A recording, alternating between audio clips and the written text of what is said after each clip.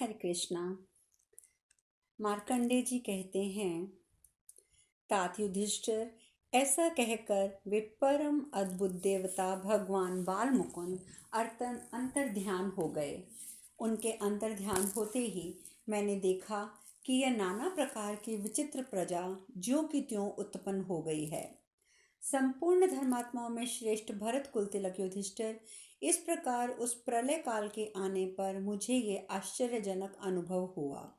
नरश्रेष्ठ, पुरातन प्रलय के समय मुझे जिन कमल दल लोचन देवता भगवान बाल मुकुंद का दर्शन हुआ था, तुम्हारे संबंधी ये भगवान श्री कृष्ण वही हैं। कुंती नंदन, इन्हीं के वरदान से मुझे पूर्व जन्म की स्मृति भूलती नहीं है। मेरी दीर्घकालीन आयु और स्वच्छंद मृत्यु भी इन्हीं की कृपा का प्रसाद है। ये वृष्णि कुलभूषण महाबाहु श्री कृष्ण ही सर्वव्यापी अचिंत्य स्वरूप पुराण पुरुष श्री हरि हैं, जो पहले बाल रूप में मुझे दिखाई दिए थे।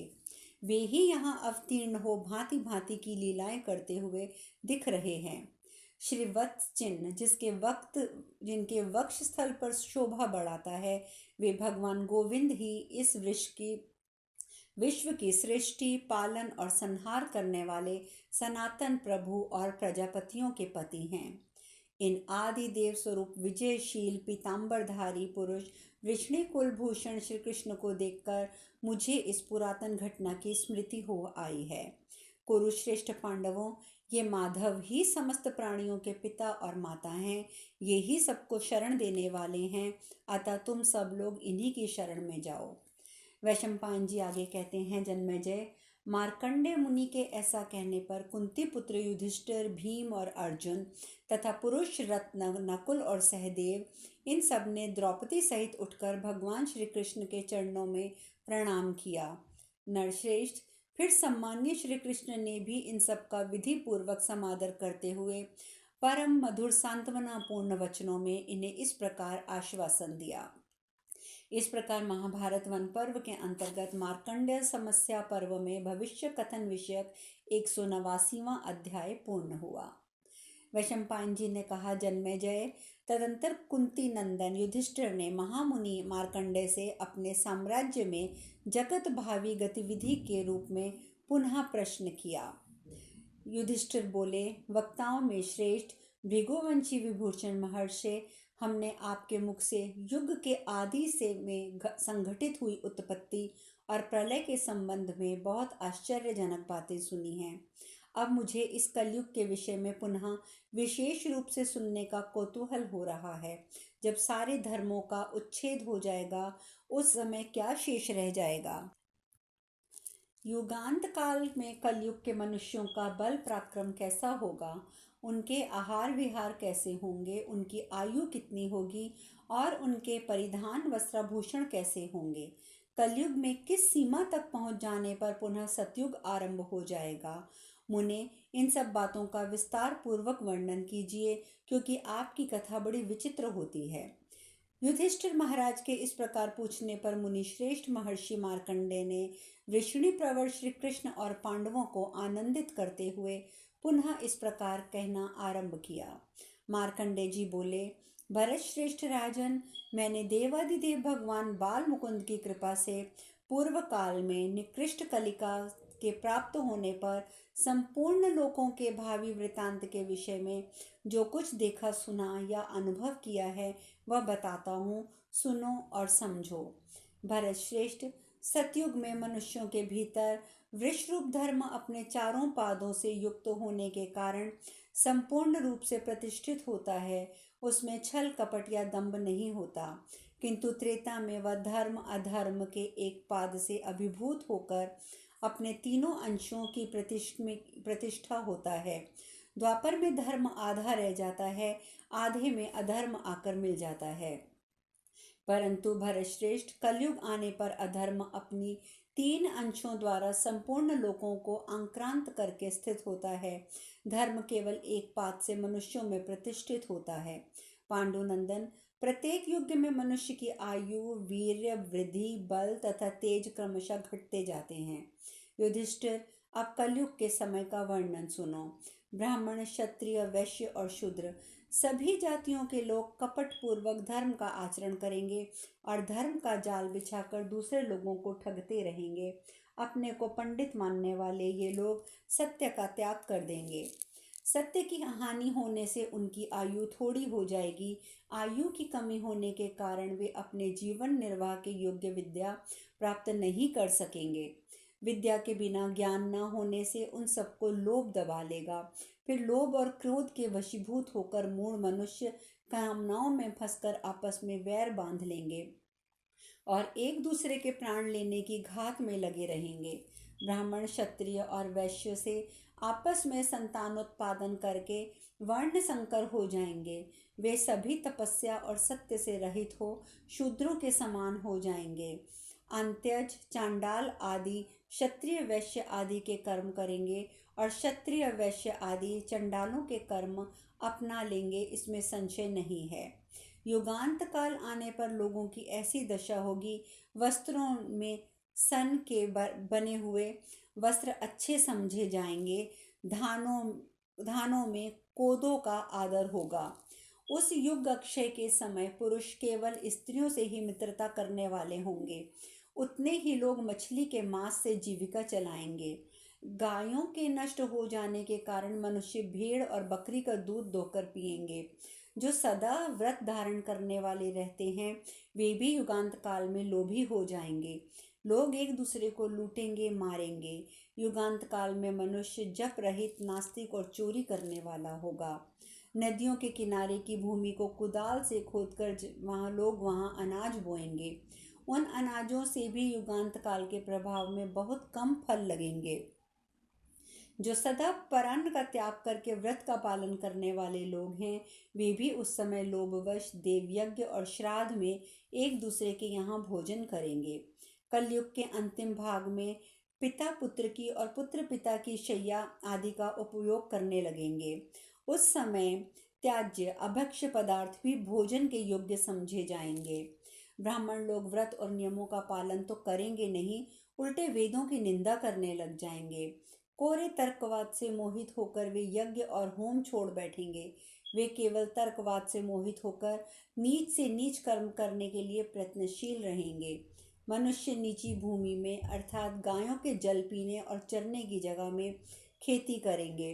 दूध देने वाली गायों को भी बोझ ढोने के काम में लगा देंगे और साल भर के बछड़ों को भी हल में जोतेंगे।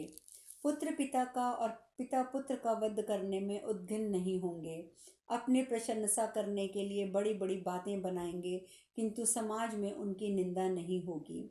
सारा संसार म्लेच्छों की भांति शुभ कार्य और यज्ञ आदि छोड़कर तथा आनंद शून्य और उत्सव रहित हो जाएगा।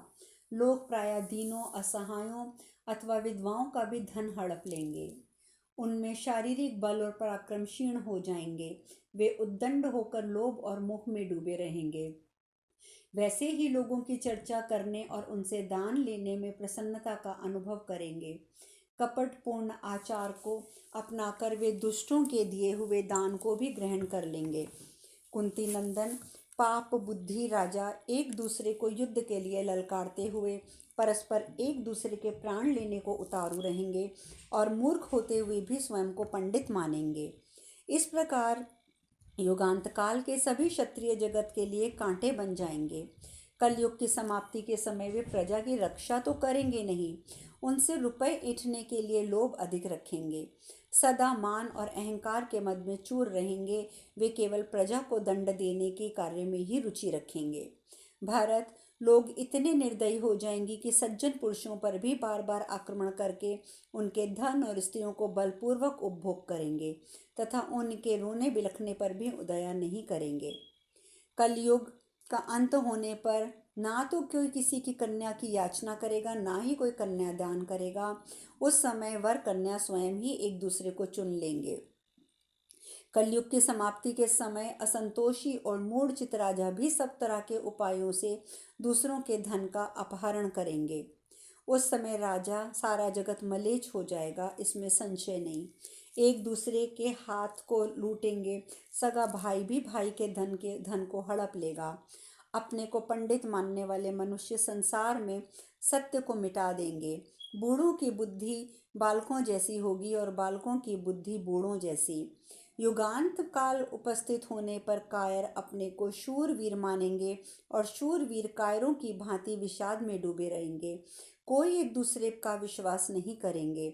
युग के सब लोग लोभ और मोह में फंसकर भक्ष्य भक्ष्य का विचार किए बिना ही एक साथ सम्मिलित होकर भोजन करने लगेंगे। अधर्म बढ़ेगा और धर्म विदा हो जाएगा। नरेश्वर, ब्राह्मण, क्षत्रिय और वैश्यों का नाम भी नहीं रह जाएगा। युगांत काल में सारा विश्व एक वर्ण एक जाति का हो जाएगा। युगक्षय काल में पिता पुत्र के अपराध को क्षमा नहीं करेंगे और पुत्र पिता की बात नहीं मानेंगे। स्त्रियां अपने पतियों की सेवा करना छोड़ देंगी। युगांत काल आने पर लोग उन प्रदेशों में चले जाएंगे जहां जौ और गेहूं आदि अनाज पैदा होते हैं, चाहे वह देश निषिद्ध ही क्यों ना हो।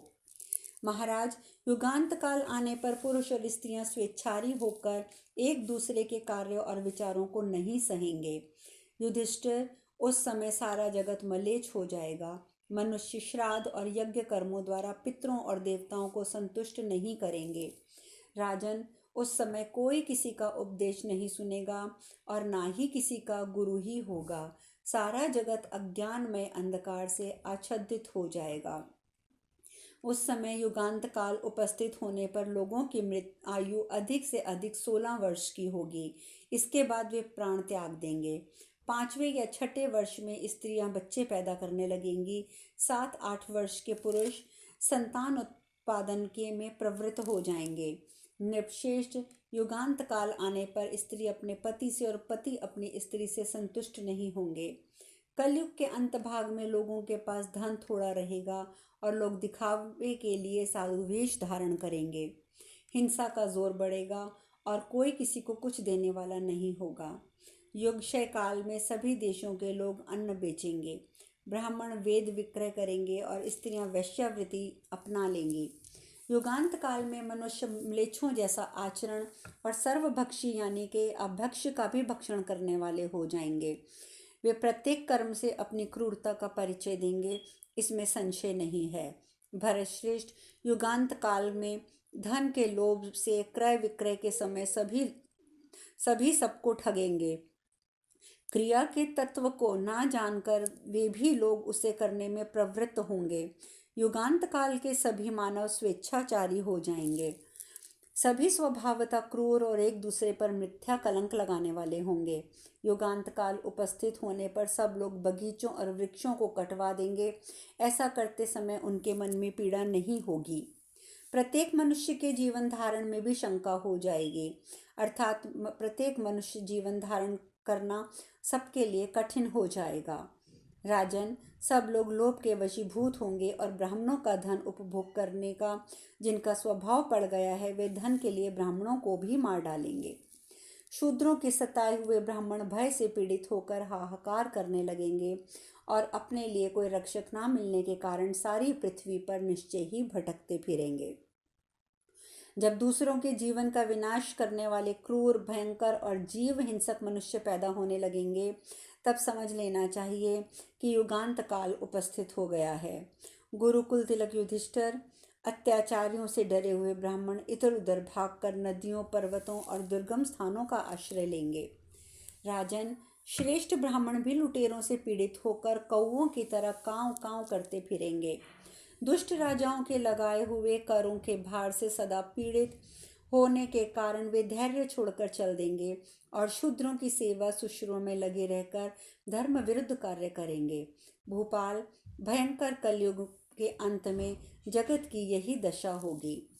शूद्र धर्मोपदेश करने लगेंगे। ब्राह्मण लोग उनकी सेवा में रहकर उसे सुनेंगे तथा उसी को प्रामाणिक मानकर उनका पालन करेंगे। समस्त लोक का व्यवहार विपरीत और उलट पुलट हो जाएगा। ऊंच नीच और नीच ऊंच हो जाएगा। लोग हड्डी जड़ी हुई दीवारों की तो पूजा करेंगे और देव विग्रहों को त्याग देंगे। युगांत काल में शूद्र द्विजातियों की सेवा नहीं करेंगे। वह समय आने पर महर्षियों के आश्रमों, ब्राह्मणों के घरों, देव स्थानों में, चैत्य वृक्षों के आसपास तथा नागालय में जो भूमि होगी उस पर हड्डी जड़ी हुई दीवार का चिन्ह तो उपलब्ध होगा, परंतु देव मंदिर उस भूमि की शोभा नहीं बढ़ाएंगे। यह सब युगांत का लक्षण समझना चाहिए। जब सब मानव सदा भयंकर स्वभाव वाले, धर्महीन, मांसखोर और शराबी हो जाएंगे, उस समय युग का संहार होगा। महाराज, जब फूल में फूल, फल में फल लगने लगेगा, उस समय युग का संहार होगा। युगांत काल में मेघ और असमय ही वर्षा करेंगे। मनुष्यों की सारी क्रियाएं कर्म से विपरीत होंगी। शूद्र ब्राह्मणों के साथ विरोध करेंगे। सारी पृथ्वी थोड़े ही समय में म्लेच्छों से भर जाएगी। ब्राह्मण लोग करों के भार से अत्यंत भयभीत होकर दसों दिशाओं की शरण लेंगे। सारे जनपद एक जैसे आचार और वेशभूषा बना लेंगे। लोग बेगार लेने वाले और कर लेने वालों से पीड़ित हो एकांत आश्रमों में चले जाएंगे और फल मूल खाकर जीवन निर्वाह करेंगे। इस तरह उथल पुथल मच जाने पर संसार में कोई मर्यादा नहीं रह जाएगी। शिष्य गुरु के उपदेश पर नहीं चलेंगे, वे उल्टे उनका अहित करेंगे। अपने कुल का आचार्य भी यदि निर्धन हो तो उसे निरंतर शिष्यों की डांट फटकार सुननी पड़ेगी। मित्र संबंधी या भाई बंधु धन के लालच से ही अपने पास रहेंगे। युगांत काल आने पर समस्त प्राणियों का अभाव हो जाएगा। सारी दिशाएं प्रज्वलित हो उठेंगी। नक्षत्रों की प्रभा विलुप्त हो जाएगी। ग्रह उल्टी गति से चलने लगेंगे। हवा इतनी जोर से चलेगी कि लोग व्याकुल हो उठेंगे। महान भय की सूचना देने वाले उल्कापात बार बार होने लगेंगे। एक सूर्य तो है ही, 6 और उदय होंगे और 7 एक साथ तपेंगे। सब और बिजली की भयानक गड़गड़ाहट होगी। सब दिशाओं में आग लगेगी। उदय और अस्त के समय सूर्य राहु से ग्रस्त दिखाई देगा। भगवान इंद्र समय पर वर्षा नहीं करेंगे। युगांत काल उपस्थित होने पर बोई हुई खेती उगेगी ही नहीं। स्त्रियां कठोर स्वभाव वाली और सदा कटुवादिनी होंगी। उन्हें रोना भी अधिक पसंद होगा।